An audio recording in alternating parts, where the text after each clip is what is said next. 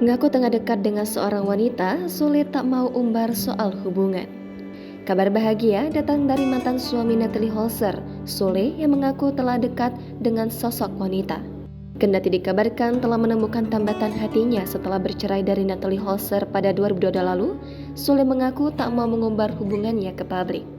Ada dekat sama wanita, cuma ya udah kita jalani dulu karena kita kan juga belum tahu, kata Sule dikutip dari YouTube SCTV pada Senin 4 September. Atas hal tersebut, Sule pun tak mau terlalu mengumbar hubungannya di hadapan publik. Kalau kita kasih lihat di publis, ntar tahu-tahu nggak jadi kan gue malu, terang Sule. Ayah penyanyi Putri Delina itu pun memilih mengikuti alur hubungannya dengan sosok wanita tersebut.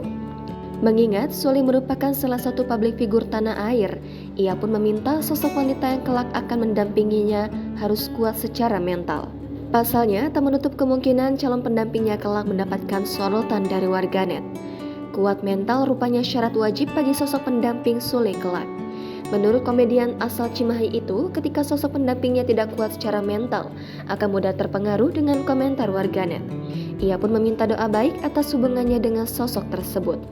Dalam kesempatan lain, Sule mengatakan memiliki keinginan untuk kembali membina rumah tangga lagi.